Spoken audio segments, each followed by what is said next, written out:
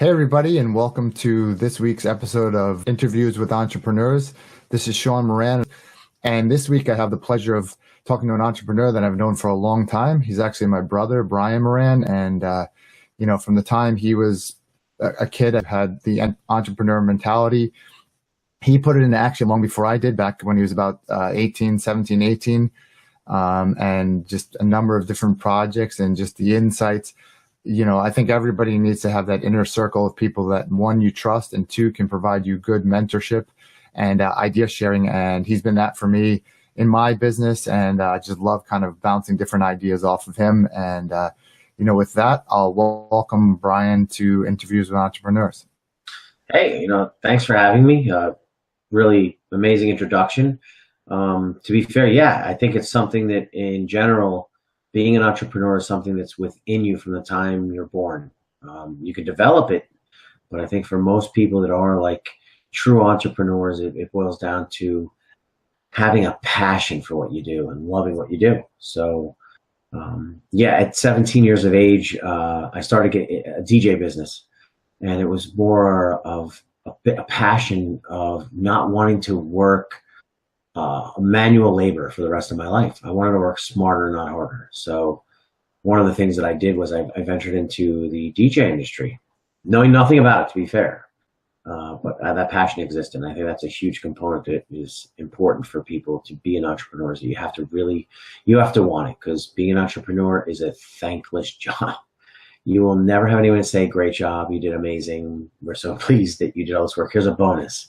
You're going to make terrible money for a long time. But at the end of the day, if you love what you do, it's not really work. So started out as a 17-year-old, as you said. I worked in a catering hall, carrying dirty dishes and serving whiny kids at sports functions that wanted ketchup with their French fries.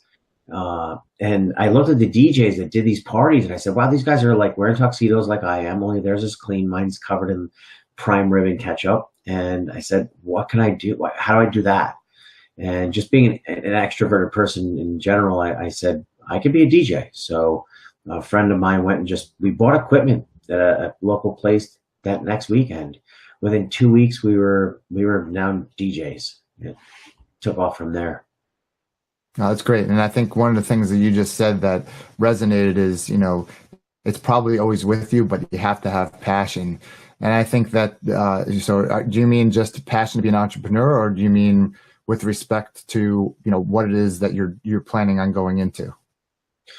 You have to love what you're doing. It has to be something that you have to do. So even if you're not getting paid, if it's something you're doing, I meet a lot of DJs, and, it's music is food for the soul, and people utilize that and they cling to it, but you have to be able to make some type of money. But again, you have to love it. If you love it, you're going to do it whether you make money or not. Now, the key is to be a good entrepreneur, being successful, is identifying those things that you can do that you love that will actually make you money. Yeah, that's a great point. And I know for me too, I love what I do. Sometimes, like you say, when you're starting up, it definitely can be hard. So, talk a little bit about the startup and kind of some of the things that you learned that share ideas with people getting started that, maybe prevent them from, tripping over themselves. What might that be? So to be fair, as I said originally, it's work. You are going to work. You're going to work 7 days a week. You're going to work 12 hours a day. And when you're not technically working, you're going to be thinking about work.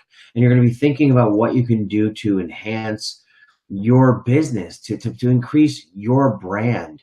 And once you have that ability to have that focus and that dedication to it, the next step is just being willing to accept failure, to understand that the only time you fail is when you throw in the towel. When you give up, that's when you failed. You're going to lose clients. You're going to make mistakes. You're going to cost yourself tons of money. You're going to dump all of your savings, everything you have, into this pet project, this thing that's going to validate you.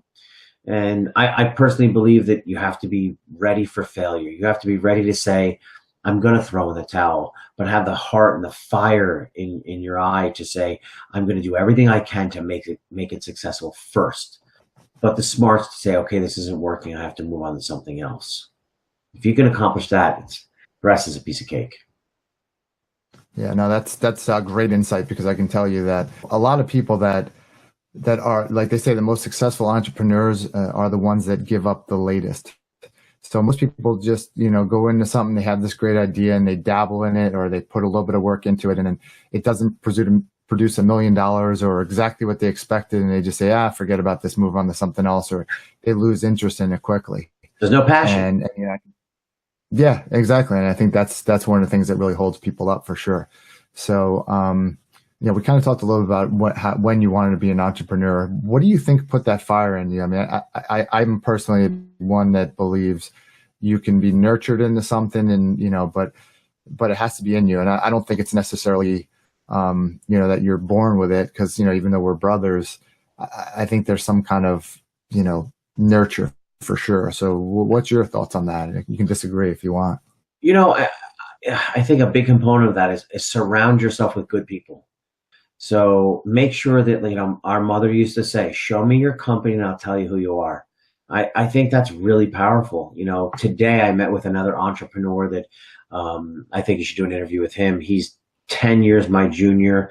I was his mentor, and now I'm just blown away by what this guy has done. And he really has that ability to say, I'm going to do this. And he puts that dedication to it. He's not afraid to fail and learn and experience. And, he surrounds himself with good people. And I think that helps. So growing up in the household we had, it was go get it. Nobody's going to hand it to you. It's never just going to pop up as a perfect miracle. What you put into it is what you'll get out. I think of Dad saying, you plant the seed and then you have to water it. You have to make sure it gets sunlight. Without that, your crops won't grow. And it's true. You have to put in all the work. And again, it's thankless. You're doing it for you, for nobody but you. And at the end of the day, it's like, can you label yourself as successful based on what you've done? It's not about the money you've made, but what you've done is how you can really label your success. You have to make money to survive, but are you happy? Have you accomplished what you expected? Right. No, and that's really powerful. And I agree. I think for me, it's my passion to, give back to others. And, of course, like you say, you have to eat, everybody has to be able to do that. But, how can you do something that you're thinking is bringing greater value? And that's actually the inspiration behind this channel and doing interviews with entrepreneurs. And definitely excited about talking to your colleague. But, for me, it's if I can share something with somebody else, share some of the hard work that I did, and, the mistakes that I made, and how, you can potentially avoid them. That's something I love to do. What's the best advice that anybody's given you along the way? To be fair, it's a lot. And again, that comes back to surround yourself with good people. For example, I always come to you and say, hey, here's what my options are. What are your thoughts? And that's a good key, is make sure you surround yourself with good people. Know that the people that you're working with have the same values, the same drive, and you can't go wrong. Now, it's ultimately up to you as the person pulling the trigger and making the decisions. But when you have that good collaboration among other people that have similar experiences, you then provide yourself with, greater resources. Overall, people say to me a lot of times that, it's this specific thing or this specific thing. And for me, I find it's not one specific thing, it's all of them. So, something that was valuable that you said, that's, being philanthropic, what do you do? What do you give back? There has to be a give and take. And there's tons of books. I'm a big fan of learning more. And the more knowledge, Grandma Hardy, whatever you put in here, no one can ever take away from you. To be fair, you'll lose it eventually when you hit a certain age, but no one can ever take it from you. So keep putting knowledge in. And the more you learn about yourself, your business, the more open you are, the better things that will come. You'll want to give back, and you'll be able to. And say, oh, how can they afford that? Don't worry about the afford. Worry about investing yourself in people and relationships. And when you surround yourself with good people, I can't say that enough, and you listen. You listen to what other people say, and you learn from their experiences. It just, it may not be completely 100% exact of what you're thinking of, but at the end of the day, the message transcends across every channel. If you do good things will happen. It's not going to be easy. If you work with good people, good things will work. If you have people around you that complement who you are, it'll help enhance your abilities. So some of the things I've gotten from people was have 3 great ideas, always surround yourself with good people, conflict is good. There's so many different messages. And to be fair, I could totally write a book on the great things I've learned. And the number one was, our mom when we were a kid. It's like, you have 2 ears, 1 mouth. Talk half of what you listen. So I've heard that over and over and over again through my career. And, it's something that still stays with me. That's great. One of the things I want to touch on that you pointed out before was continue to learn. So knowledge is power. There's tons of cliches about that, but all the people that are entrepreneurs are going to learn from colleagues, learn from reading. They say that, and I remember somewhere that the average person, the average American stops reading and maybe reads 1 book to 5 books for the rest of their life after they finish school. The average entrepreneur reads 1 to 5 books a week, or maybe a month, but at least. So, tell me a little bit about some of the books you've read and what are, kind of one of the, 1 or 2 things you've taken away, books that you recommend that people, watching this might pick up, and why. Being aside from the DJ business, I also work in the call center environment. And that was mostly because, 12 years ago, was my fiance and I wanted to get married, wanted to have a new life. And I said, I have to do more than the DJ business. I have to find something more. And I got into the call center world and I got into sales, and it was far different. I didn't realize that I think everyone has that gift, that ability to sell. And it's not really the sale, it's just the relationship that you build with the person that you're talking to. And when I would do sales seminars and talk to salespeople, I'd say to them, when you were 3 or 5 years old, and you said, Mommy, can I have a cookie? And she said, no, you didn't just put the cookie down and walk away. You said, why? And that was a rebuttal. And that's the first interaction we have with sales as a child. And we're great salespeople as children because we're tenacious. We want something, we put our mind to it, we go after it. Mommy says, no, go ask Daddy. And you're going to not stop until you get the answer you want. So some of the things that I've learned from sales was that there's a good connection. Sales and customer service are not 2 separate entities. Although we treat it that way, you buy a car, you talk to a salesman. You have a problem with the car, you'll never talk to a salesman, you talk to customer service. They're one and the same. You can't sell people if you don't serve them. So you have to think about what your customers' needs are. And it's like this lesson, along with tons of others, there's no limit. I've read, my favorite book of all time is How to Win Friends and Influence People by Dale Carnegie. 1953 was written, and I'm taking my eyes off it. I'm going to reach up here because just recently I purchased How to Win Friends and Influence People for the digital age. So yeah, I've purchased tons of books, Ken Blanchard, Zig Ziglar, Jeffrey Gitmer, you name it. There's tons of great books. They're just motivational. It's not for sales. It's not for anything. It's just for empowering you. If you're willing to put the time in and obtain knowledge from somebody else, they don't print these things for fun. They print them for money, and because the message that's inside of them can be extremely powerful. If you read it, it's just like exercise equipment. All of it works if you use it. The knowledge just doesn't fall in from the book because you bought it. You got to read it. You got to practice. You got to try. And you're going to find things that don't work. Thomas Edison, how many times did you fail in figuring out alternating current? I never failed. I just found 10,000 ways it wouldn't work. That drive, those men, those innovators, no matter what their reputations were, no matter what their story is, they had something, a specific quality to succeed. And they were willing to put everything they had on the table to find that success for themselves, not for anyone else. It's 10 o'clock at night now. I see you're wearing a collared shirt. I'm still wearing a collared shirt. I got home from work. I left work. I met up with a friend that I said is another entrepreneur, and we talked business. It's about keeping active. And that's good for life. Keep moving. Don't stop. Find something. Keep going until you find what makes you happy. You do that, the rest is cream cheese. Yeah, no, that's some great stuff. So there's just so much to unpack there. I don't know if we had time to get into that. So I think that's going to be something we'll dig a little deeper into in the future. But agree. I think 2 of the things that you said is, 1, the reading, and the other thing is keeping active. And I think one that you didn't say, but I inferred from what you're saying, is that you're still looking and working with other people. So you met with another entrepreneur earlier today and you're sharing ideas. to me, collaboration and sharing ideas are huge. I know in the wireless zone space, I go to conventions and I tell you, I come back inspired every time because, there's great stuff that you get in the convention and the seminars and everything like that. But meeting with other owners, meeting with other people in the same business, doing what you're doing at a different location, you can share so much with each other. So, even if you're a mechanic, say in Northern Virginia and where I am, or, if I'm up visiting you in New Jersey, I could, reach out to another mechanic and, just stop by his place. Like, hey, I do the same thing you do somewhere else. What do you do as far as this goes? Or how do you get more customers?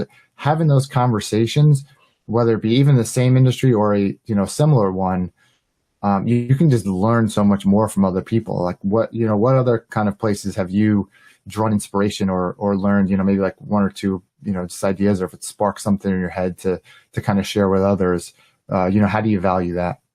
But that's, look, something you pointed on was a indication of fear. A lot of people fear that if they share what they know, they become obsolete. And the problem is that good entrepreneurs know that I have a good idea, but you have a good idea too. So if I share your good idea and you share, then now I have two good ideas. People that are afraid, that fear factor that comes in, that if I tell you what I know, I'm no longer special. Knowledge is power. You can't take it with you. What happens in society is called progress. By sharing information, by you telling me what works for you, and I can share with you the same, you can get something, I can get something, it benefits both of us. Yeah, we're competition, but that's just the nature of it all. But at the end of the day, it's, again, back to building relationship with people. I've learned stuff from other DJs that they were my competition, and now when they're booked, they call me and say, hey, I'm booked on this date. Are you available? Developing a relationship with somebody that shares ideas, and I'm not a threat to them. They're not a threat to me. We all want to eat, so one hand washes the other. Yeah, no, and I think that's a great point. Is look at your competitors as also potentially, and it's not always in every scenario, but your competitors could also be your friends. I mean, or could also be people that you network with. And one thing for me that's important is definitely networking. And I've actually started a networking group here in Northern Virginia. And, it's people across all different areas. What do you do for social media? What do you do for this? And just giving people an opportunity. For me, I don't go into the networking scenario of, hey, I want to sell you this or sell you that. I go and say, what can I do for you? And then if you feel compelled to help me, great. Yeah. What were you going to say? I'm a little more selfish. I go into that exact same relationship with, let's help each other. I do things, and some are good, some are bad. Please tell me what I do good and steal those ideas for yourself. And then tell me what I do bad, and I can change those things. And, Disney spent millions of dollars doing studies. And it's like, if you have a good experience, you'll tell 2 people. If you have a bad experience, you'll tell 10 people. So the problem is we need to talk to those 2 people that had a bad experience, and we need to talk to those 10 people. We need to really pay close attention to the people who had a bad experience. And mostly I find that those type of networking groups and stuff, the true entrepreneur, again, is like, hey, this is what I've learned. I've done this campaign design and it failed miserably. I did this and had some success. Sometimes you cross markets, but that's where collaboration comes into place. And you say, hey, you know what? Let's do a joint campaign. You run a karate studio. I run a wireless zone store. Let's do a joint mailer thing in a Valpak or an ad coupon book thing. And let's, offer a discount. If you buy your X product here, you get a discount there. And by doing that type of stuff, it opens up new channels, new opportunities that didn't exist before. And just get rid of the selfish mind that, I have to be the one that holds the information, because you can't take it with you. Share that knowledge. Other people will benefit from it, and we'll learn and all be smarter. And, when you're gone from this planet, the next generation will have some of the information that you shared and you've contributed. That's a great way to leave a good, memory behind. Yeah, definitely legacy, I would say, is the word that came to my mind, but excellent. What's good and bad about being your own boss? Good is nobody can tell you what to do. No, you're the boss, so what you say goes. The bad is that the failures are your responsibility, and so are the successes. So again, you have to understand that there's going to be failures, and you have to be, accept the criticism from yourself and your peers that these are the things you should have done differently or better.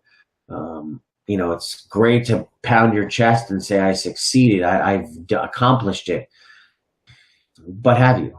Like, what was your original goal? Who challenges you? Who keeps you on your toes? When you work for a company, there's a boss, and the boss wants to make sure that you're delivering your absolute best, and you're a little bit more attentive and willing and ready to participate. You can't just say, I don't feel like doing it today.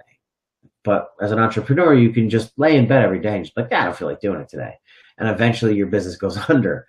So the good is that nobody can tell you what you do. You're in complete creative control. And at the bad side, it's nobody can tell you what to do. You're in complete creative control. So it's a good thing and a bad thing, because the successes, you can pat yourself on the back because no one else will. The bad things is when you fail, you have to be able to say, I'm going to keep going, but I'm going to do this differently. Or I'm going to say, hey, this is when I need to cut bait. No one to hold them, no one to fold them, so to speak. No, that's definitely insightful. So appreciate that. One of the things I want to do is I'm going to ask people to, post questions and comments they have below, so that, when we come back later on, maybe our second interview, I can kind of throw some of the questions that people are asking out at you and maybe make a part 2 to this. So, with that, not to make it too long, is there anything else you kind of want to, leave everybody with as we, sign off here?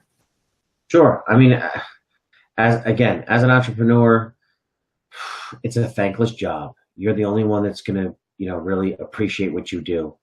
Know that the hard work is worth it if you love it.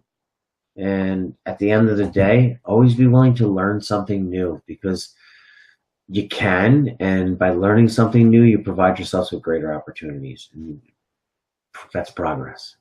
Leave the world a little better than you found it, one day at a time. So whatever you can share and provide with others in a friendly manner, whether it's by making money or just working, networking, whatever the case may be, you ultimately control those relationships.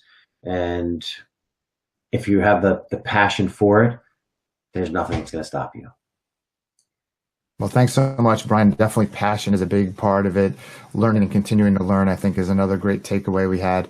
Love to hear what your thoughts are. If you've learned something here, definitely let us know what it is in the comment section below. Give it a thumbs up and subscribe for other interviews that we do. And thank you so much for watching. I will also put my contact information below. So if you feel like reaching out, I would love to connect with you. So thanks so much. And thank you, Brian, for joining us today. Thanks for having me, man. I appreciate it.